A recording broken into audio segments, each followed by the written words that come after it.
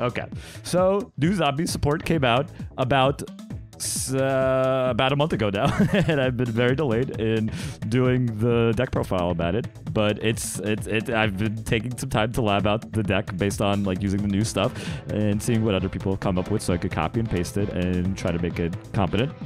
And this is what I came up with. It's this deck list right here, and it's basically using a lot of the new support from the new structure deck. Pretty much all the relevant new support from the structure deck. The way it works is essentially dangers are cracked. So you use dangers to get yourself a lot of bodies that help you both go for synchro plays to get you into Chaos Roller Turbo, as well as to just allow you to draw through your deck while discarding certain cards that you want to get discarded, like your Mizuki or your Deco World Banshee, and you'll never discard your Effect Veiler, and you'll never discard your Ash Blossom, and you're going to be happy forever. It's completely fine. So I guess I'll just like go through each bit of like the cards just so I could actually talk about why I chose everything. So I'll kind of like try to go for like the most important stuff first. So of course your main starters being Unizombie, 3 copies of that, as well as 3 copies of Solitaire, since I can special summon Unizombie directly from the deck. Solitaire can technically also special summon the Shinobi Necro, which could be useful if you need to special summon a level 2 tuner from the deck, as well as summon the Glow Bloom from the deck if you need to summon that from the deck instead. But generally you're using Solitaire to special summon Unizombie, which has 2 very relevant effects, being that you could discard any card from your hand to increase its level by 1, and you could mill any zombie monster from your deck so you can increase its level by 1, and you can activate both effects in the same turn. So that ends up being super relevant because sometimes you just have important cards in your hand, like I said, the Banshee, etc., that you want to discard and get them in the graveyard, and sometimes you'll even do it so that you could get yourself a danger in the graveyard discarded so that you could trigger the danger effects and then get that going without having to worry about the random discard of like something like a Jackalope, for example. So it's very useful, and the level manipulation is kind of insane, and it makes you have to actually think about what you're doing, but it lets you increase the ceiling of the deck because you now have a tuner that could range from being level 3 to level 5, and depending on the circumstances, that matters a lot. Common circumstances, you go ahead and use Unizombie to mill a Mad Mauler, for example, which will turn it to level 4, and then let's say you have a Danger Jackalope or Danger Tsuchinoko in your hand, you use the Unizombie to discard them, and that's going to special summon them, basically, or special summon a Danger that's level 3. You special summon it to level 3 Danger, and that Unizombie will now be level 5. You have a level 3 non-tuner, and now you have Chaos Roar, which you could then summon and then proceed to pop off, and you'll always mill well. So it's pretty much your handy tool to do everything you want with. It's very insane, and being able to play 3 more copies with Solitaire is really nice. Of course, Solitaire is huge Ash bait. A lot of people will Ash the Unizombie, and that's unfortunate, but at least you still can use the discard effect, which could sometimes be relevant. But if somebody Ashes the Solitaire, it's terrible, and you're depressed. But that's why we play something like Psyframe Gear Gamma, because if at the moment that you use Solitaire's effect, you tribute it and they try to Ash you or Max C you, do some nonsense like that, you have no monsters on the field for that brief moment since you tributed your only monster. You can activate the Gamma, and suddenly you have a free Chaos Ruler because you're insane, and you'll never draw your driver. It's fine. But also, it's a very good card because the deck does really try to focus on getting Chaos Ruler ASAP, so you can start your plays, and being another light target as well to mill and be able to then banish to summon back the Chaos Ruler with its graveyard effect ends up being relevant as well. So it's a very strong hand trap that also happens to be light. That's why we also play the Effect Veiler to help at least make sure that we could go ahead and summon the Chaos Roller back. So we have about 7 main deck light targets, so there are situations where you're just gonna unfortunately not mill a light target. You're gonna have to do some alternative ways of summoning back the Chaos Roller, but it generally works out. So there's your Unizombie. There you play the Gazuki as well as an extra Foolish Burial for zombies as well. It also has the effect of being able to banish any zombie monster, so you can then switch some of the zombies from your hand, which can be very useful because then you could extend your board as well as banish something like a Shinobi Necro, which one banish allows you to special summon it from the banish pile, as long as you banish it from the graveyard. Or you could banish the Shang-Chi, which is a new support. That's cracked. It's basically another Gazuki and Unizombie, except it's a high level, so you can't just normal summon it easily. But what you could do is, you can say fuck it, and you can banish it with like Gazuki or Gold Sarcophagus. And what happens when it's banished from anywhere is you then banish any zombie monster from the graveyard and special summon the Shang-Chi. So that's another miller for you to be able to then work with.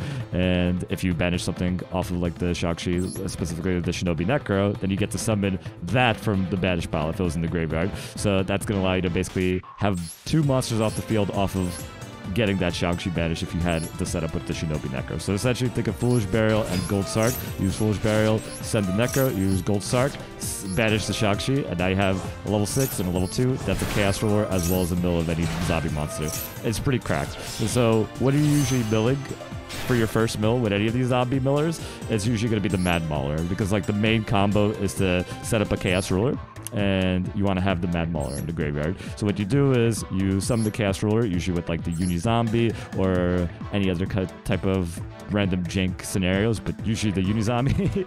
So you can then go ahead and mill 5 and obviously have a very set up graveyard. What you're going to go ahead and do is the Mad Mauler effect allows you to reduce the Chaos Ruler's level by 2, so that it's level 6, and that allows you to summon the Mad Mauler, which temporarily locks you to zombies. So then you're going to Synchro off the Chaos Ruler into the Fel Grand Dragon. Yes, this whole fancy monster that can banish with summon is relegated to just being rank 8 fodder, because what you do is then, since you have the Chaos Ruler in the graveyard, you're going to go ahead, banish your light and your dark, preferably if you have Shang-Chi in the graveyard or the Shinobi Necro, one of those being your darks, but really anything you have available. So you can summon back the Chaos Ruler. Now you have 2 level 8s, you overlay them into the Zombie Vampire, and suddenly you're actually summoning Zombie Vampire, and you're crazy. And then you detach material from that, then you're going to be able to mill 4 cards from your deck as well as your opponent's deck and special summon a monster from either there.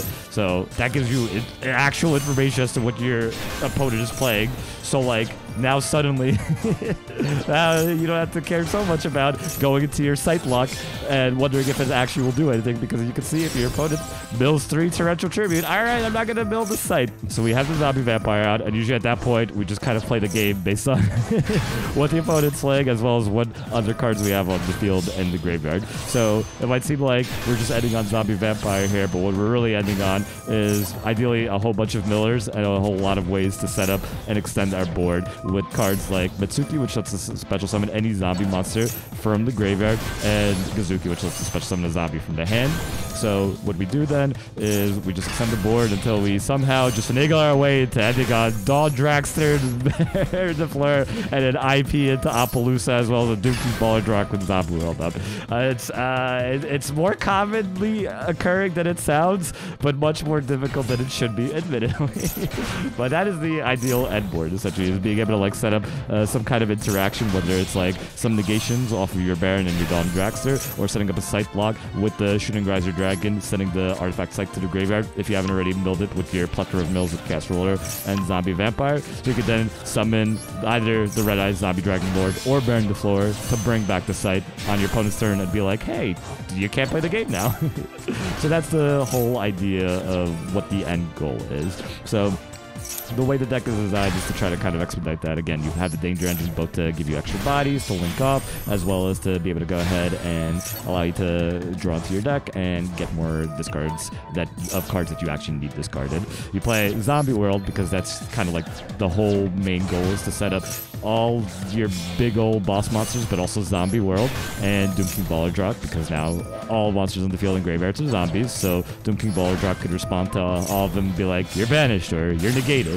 Meanwhile, you could also then turn Artifact Scythe into a zombie, so that then when you have Red Eyes Zombie Dragon Lord on the opponent's turn, you can special summon any zombie monster from your graveyard. That will include your zombie Artifact Scythe. That'll include any Link monsters that you've gone through. That'll include anything you want. So it's just a way of being able to like increase the value of the kind of monsters you could recur back. Same with Mitsuki. Mitsuki could then solely special summon back a Baron DeFleur to go ahead and reset its negate and give yourself another pop too. It's pretty cute. So it's a lot of synergy once it gets going, and you can do some janky plays as well, where you have suddenly Danger Nessie special summon and you normal summon Effect Veiler, and suddenly you have Chaos Ruler. So those are like the main bits of the cards there. And we also just like have the new card Zombie Reborn, which you can either play 0 over 3 of, but I played it at 1 so I could have it there. And I'm actually okay with playing it at 1 because it actually has a relevant effect in the graveyard, so even if we don't draw into it, it still has some value that comes up more often than you would think. So the main effect is that you can target one monster that's a zombie in either player's graveyard, banish one monster with the same name from your deck, so you could special summon that monster in either player's graveyard onto your side of the field. So what that does is, let's say if you have a starting with a basic example, a Yugi Zombie in the graveyard, you could banish one copy from your deck to special summon that Yugi Zombie onto your side of the field. But more importantly, if you have yourself a Shang-Chi in the graveyard, you can activate Zombie Reborn to banish the Shang-Chi from your deck, summon the one in the graveyard. That'll then trigger the Shang-Chi that you banished from the deck to then banish another zombie card from your graveyard to then special summon itself. Now you have 2 level 6s. You can overlay into Beatrice. Now on your turn, you can send yourself the Necroworld Banshee, and on your opponent's turn, you go ahead and send the Glow Bloom to the graveyard to special summon the Doom King Ballardrock from the deck. Or if you're not afraid of Called by the Grave, you could just send the Doom King Ballardrock to the graveyard and just have it special summon on the standby phase of your opponent's turn. So it's a nice way of being able to go ahead and just turbo out Beatrice, and basically Solitaire plus Zombie Reborn ends up being a 2-card Beatrice plus Baron de Fleur combo under Nibiru, because you Solitaire, you special summon the Unizombie from the deck. Unizombie is going to go ahead and mill the Shang-Chi. You're going to activate the Zombie Reborn, which will allow you to banish another Shang-Chi, special summoning the Shang-Chi from your graveyard, allowing you to then special summon the banished Shang-Chi by banishing your Solitaire. That's why you need the Solitaire specifically, and you can't just do this with a regular Unizombie normal summon, because the Solitaire tribute will give you that zombie in the graveyard to special summon. Then your board at that point is a Unizombie that's level 4, since it's milled, as well as a Shang-Chi. To use Shang-Chi's effect, you have 2 Shang-Chis here. So what you want to do is you use one of their effects to send to the graveyard a Mitsuki. And then now here you have to be a little particular. You have to specifically use the Shang-Chi that was summoned from the graveyard off of the effect of Zombie Reborn. Because if you use the one that was banished and special summoned off of its effect, when it leaves the field, it returns to the deck. And we don't want that, because we want the graveyard so we could go and summon it back off with Mizuki. So you're going to go ahead, synchro off the level 4 Zombie as well as the Shang-Chi, using the one that was summoned off of Zombie Reborn, so that you can make Baron de Fleur. That's like, what, your 5th summon, I believe. Let's see, Solitaire, Zombie, Shang-Chi, Baron. And then that Shang-Chi will go to the graveyard. Mitsuki, going to go ahead and revive that Shang-Chi, so you could then go ahead and summon it back, overlay into Beatrice, and now you have yourself the Omni-Negative Baron de Fleur, as well as sending with Beatrice the Necroworld Banshee, and then on your opponent's turn, either Ballardrock or Gold Bloom, and that's guaranteed the Zombie World setup. So that's what makes Zombie Reborn pretty cracked. So again, if like you're up for that kind of crazy shenanigans, then you could just play 3 copies of that, or you can play no copies of that if you want to play more hand traps.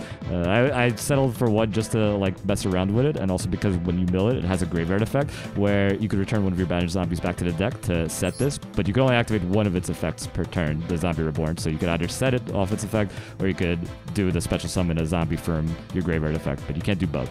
So sometimes what I'll do is I'll use that to recycle Mizukis that I'll then send to the graveyard with another miller, then be able to continue to extend. So even though we only play 2 Mizuki, sometimes we're able to resolve 3 Mizuki effects in a single turn just because of being able to recycle with Zombie before. So that has value. Even being able to mill it off of Chaos Ruler and Zombie Vampire could be pretty relevant. We don't play super many hand traps, so going second can be very difficult. But we do have the 3 Effect Veiler, the Ash Blossom, as well as the 2 Gamma.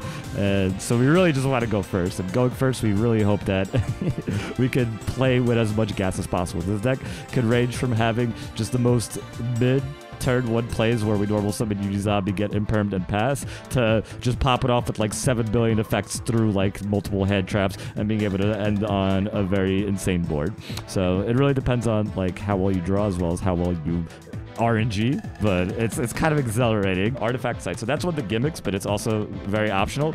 It's technically another card that you could also banish off of Chaos Ruler, so I like the fact that you have it, but the whole idea of the Artifact Sight is that once you set up your Red-Eye Zombie Dragon Lord, you could, on your opponent's turn, special summon that Artifact Sight as long as the zombie world's on the field to make that Artifact Sight the zombie, so you could then go ahead and lock your opponent out of the extra deck. That's why using the Zombie Vampire to mill from your opponent's deck is also helpful to allow you to gauge if it's even worth going for that setup or not. So the idea of Artifact Sight is you can go into shooting Riser Dragon, and there's a few ways we could go into it. You could either use a Unizombie plus a level 4 non-tuner like Kazuki, Mitsuki, or Necroworld Banshee to go into shooting Riser. You could use Shang-Chi plus Effect Veiler or Glow Bloom to go into level 7. And I know it sounds weird to say, how are you getting the Effect Veiler on the field? But Zombie Vampire allows you to get some pretty ridiculous cards onto the field because it special summons from either side of the field whatever you mill off of its effect. So if you find yourself milling in Effect Veiler, you can just summon it, and if you have Shang-Chi on the field, that's a level 7. That's a Shooting Riser Dragon. Same with the Glow Bloom. And then if you had Zombie World on the field, let's say use Shang-Chi and Glow Bloom, you're going to use Shooting Riser to send Artifact Site to the graveyard to make it the Shooting Riser level 2, since its level is reduced by 5, the level of the site. And then that Glow Bloom with Zombie World on the field will summon Doom King Baller Drac directly from the deck, which will allow you to then synchro off into the Red Eyes Zombie Dragon Lord. You could also use a level 3 Uni Zombie that's then increased to level 4 using either of its effects alongside one of your level 3 dangers, so that you could then make a level 7 that way. So there's a few ways, and it really is dependent on like the state of your board, but again, it's one of those things that doesn't immediately seem accessible, but it's accessible more often than it seems. And then from there, like, you try to go ahead and turbo out the Baller Drock. So let's say if you don't use a Glow Bloom to synchro, but you still need a way to get Baller Drock onto the field, we use some nonsense, aka we use Union Carrier. So what Union Carrier does is ridiculous stuff. Union Carrier is like the extender that you never expect to extend in this deck, but because in a lot of situations we could get a whole lot of monsters on the field, if we could spare 2 monsters, which happens, again, more often than we would assume, what you could do is you can link off 2 of your monsters, and that gets a lot easier if you have Zombie World on the field, because all of your monsters will be the same type, which will allow you to then go ahead and summon the Union Carrier. And then let's say if you're going to go ahead and synchro off or link off 2 monsters, you could go ahead and use Union Carrier to equip to one of them, as long as they're either Dark or a Zombie, Necroworld Banshee. So now you got yourself a Necroworld Banshee in the graveyard once those are linked off or synchroed off, so you have access to Zombie World as needed. If you have a zombie to equip to, you could equip Mitsuki onto one of those monsters, so you could then link them off or synchro them off, so you could then go ahead and get Mitsuki in play. You can't summon either of these 2, but you can still use their effects from the graveyard. So Mitsuki will allow you to then go ahead and special summon the zombie from the graveyard, and you continue to pop off from there. And then you could even go ahead and attach a Glow Bloom onto one of your zombies, and then go ahead and pop it with a Baron de Fleur, or synchro it off, or link it off. And that's how you get yourself that Doom King Baller Drock onto the field, as long as you have Zombie World in the field, allowing you to kind of like turbo it out as needed. So it's one of those things where you have to really be mindful of the order of operations and which monsters you go for, because a lot of times you either go for Union Carrier to extend the degeneracy of your board, or you go into IP Masquerena for a safe, okay, we have a follow-up play, but I don't care as much about IP Masquerena into Appaloosa anymore, just because there's a lot less focus on negating monsters right now in the meta, because we already have enough ways to deal with monster effects on the opponent's turn, and we're more worried about either just stopping them from playing the game a la Sight, or just negating them as much as possible with Baron and FA Dawn Dragster plays. So the same ways we get into Shooting Riser are the same ways we go into FA Dawn Dragster. And then the reason I put so much emphasis on playing a card like FA Dawn Dragster, even though it's an ultra rare, you're not always going to go into it, and it's just like, why are we wasting our URCP for that? It's because Runic is everywhere, and just spells and traps are everywhere, and Baron de Fleur being our only way to interact with spells and traps is not enough, unfortunately. Even with regular decks like Brendan, for example, we need multiple ways of being able to interact with spells and traps. So having that second spell and trap interaction with Dawn Dragster ends up coming in very clutch. And so a lot of times, if I'm not sure what my opponent's playing, or if they're not playing a deck that's affected by Artifact Sight at all, I'm going to do my gosh darn best to end on a board of Baron de Fleur and Dragster, and Zombie World, as well as Doom King Baller Drac, either the graveyard or on the field. So that's kind of like the end goal of the deck. And then on your opponent's turn, once you stop them from playing, it's then your turn afterwards. Now you have an insane level of follow-up, because either you have Mitsuki's left over in the graveyard, or if you don't, Mad Mauler, when it leaves the field, doesn't get banished. So then on your next turn, you can just summon it back for Link material, as long as it's for a zombie monster, or for Synchro material, so you could use it to Synchro summon into Dragon Lord. And then you can very, very quickly and efficiently climb into Nightmare Unicorn, and then climb into Axis Kotalker, and then continue to OTK, since you have 5300 attack off the Axis Kotalker, as well as the Doom King Baller Drock having 2800 attack, Red Eyes having 2800 attack. All that equals over 8k with the Axis Kotalker. You have the Chaos Ruler that isn't banished even though you summoned it off of its effect last turn, because you overlaid it onto Zombie Vampire, so it just goes back to the graveyard instead. So that's another resource for you to be able to go ahead and put pressure onto your opponent with. It's a very aggressive deck for the follow-up, as long as you're able to establish your powerful turn 1 board. And then, of course, you have IP Masquerena that if you summon that, you could go ahead and summon either Nightmare Unicorn on your opponent's turn to spin some nonsense, or you could summon Appaloosa. And the reason it's nice to be able to use IP Masquerena into one of those is because you get a lot of value with this deck, but you get even more value as the duel goes on. So like Baller Drog being in the graveyard, that's a monster that you could then summon back. So you could use it as link material on your turn and then summon it back on your opponent's turn to then go ahead and use it as more material for an IP Masquerena. And that's really, really nice. That's why it's like nice to be able to have that level of like extension. You could also play something like Underworld Goddess for things like Numeroni summoning their Link 3 Infitrax nonsense and other towers like bosses for you, because we don't have Imperm in this deck, so we can't deal with that Link 3 specifically. And that's like more ways for you to be able to like put more pressure onto your opponent. And then finally, the last card, the last two cards rather, are the Vampire Sucker. The Vampire Sucker is just basically the link monster we go into when we got to get monsters out of the field while being zombie locked. So after we activate Glow Bloom's effect, or if we have Mad Mauler in the field summoned by its own effect. And what makes that useful is that we could just summon any monster from the opponent's graveyard, and when a zombie monster is summoned from either graveyard, we draw a card, and the monster we summoned from the opposing graveyard becomes a zombie, etc., etc. So we get a draw doing that play. But the nice thing about that is that gets a body onto the other side of the field, which allows us to not care about Lightning Storm anymore. So our zombie world's protected, or our monsters on the field are protected. We don't have to worry about any of that, and we get to put more pressure and save our Dawn Draxer and Burn the Fleur Negate for something a little more degenerate. And it allows us to get even more advantage as well when we have Doom King Baller Draw coming back into the standby phase of the opponent's turn. That gives us another draw. We get to hopefully draw into one of our 8 hand traps. Well, 6 rather, because at that point Gab is going to be dead. And the last card, being Immortal Dragon, is a new Synchro that you will go into sometimes to extend plays depending on the game state. It's not something that you go into often, but it can be kind of clutch depending on what your game state's at. So for example, if you have like Unizombie as well as like a Danger Jackalope or a Tsushinoko, if your opponent like Ash your Unizombie, did your done with your turn, or if they impermed it, you summon your Jackalope or your Tsushinoko, now you have Immortal Dragon, now you have yourself another Miller. If you have yourself some way of summoning the Shang-Chi onto the field, then you're going to go ahead and use Shang-Chi, so you could send to the graveyard the Mad Mauler, allow you to reduce the level of the Shang-Chi to level 4, especially summon the Mad Mauler, and then you summon yourself the Mortal Dragon. The Mortal Dragon can send the Mitsuki to the graveyard, reducing the Mortal Dragon to level 2, and that'll allow you to then special summon back the Shang-Chi to then have a level 2 and a level 6, allowing you to then summon Chaos Ruler, and then you go from there. Now that's assuming that Shang-Chi wasn't summoned by its own effect, or would return to the deck once sent to the graveyard, because then you wouldn't be able to summon it back off the Mitsuki. So be careful of that. Always be careful of what you're sending with Immortal Dragon, because its level modulation could be a blessing and a curse. It could be very valuable for going to certain Synchro plays like the Chaos Ruler, but you also have to make sure that what you're modulating is also what you want to send to the graveyard.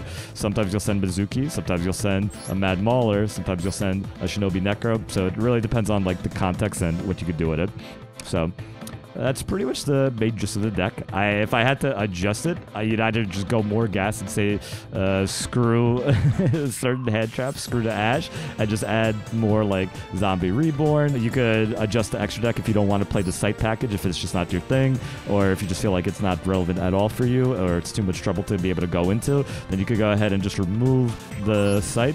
At that point, I would also remove the Shooting Riser Dragon, and admittedly, I would also remove the Red Eyes Zombie Dragon Lord then, because its main purpose is really to summon the artifact site on your opponent's turn. Otherwise, at that point, it's not really doing too much that's really helping. It could theoretically summon back something like a Baron de Fleur on your opponent's turn if you have Zombie World up, or even like an IP Masquerena on your opponent's turn. Like a lot of like just janky nonsense that could be crazy in certain contexts, but in general, it's just more of like it's a do-nothing card in most situations if you're not specifically trying to be degenerate and turboing outside. So having those 2 extra deck slots cleared could allow you to go ahead and play something like an Underworld Goddess, for example. You could play the Maikashi Link 4. If I'm going for that Link 4, it's usually more when I'm zombie locked off of like a Glow Bloom or a Mad Mauler. You could also play the level 10 Sword Soul Synchro monster. Since you're doing a lot of benching, you could then use that to banish 2 more. And then you could also just play a Vendred Savior as like a going second option. Another way you could play this deck is just like getting rid of certain text. So you could get rid of like the Zombie Reborn, you get rid of the Sight, and you could add more hand traps. You could even get rid of the Shinobi Necro. Shinobi Necro could be really nice when you have the ability to like Foolish either with one of your Millers or your Foolish Burial, the Necro, and then banish either with Gold Sarcophagus.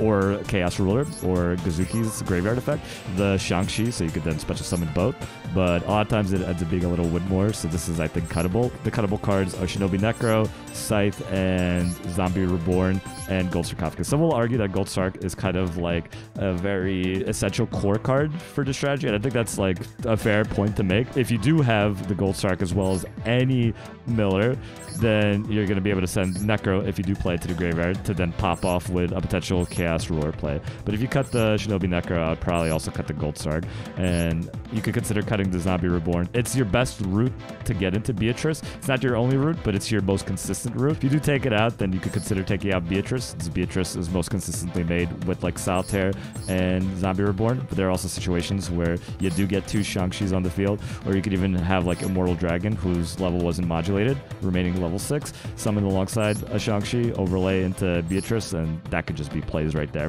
Going second, though, is pretty just terrible. You're not playing too many hand traps because you don't have too much room or too many good options to be able to play it. So that's why I would consider cutting like the Shinobi Necro, as well as like the Gold Sarc, the Zombie Reborn, to add in more cards such as like you could play Nibiru because it's another light target, for example, which makes Chaos Ruler plays a little easier. But of course, like the problem is Nibiru isn't super great in this format because Runics are going to ruin your life. You could play something like an Imperm, so you could at least have more to do while you're going second. So it's a fun deck. It makes you feel like your brain is ginormous because this is like the least linear way of playing zombies, and it really does encourage a lot of like experimentation and creativity in terms of how you set up your boards, which makes it super fun when your opponent does nothing to stop you.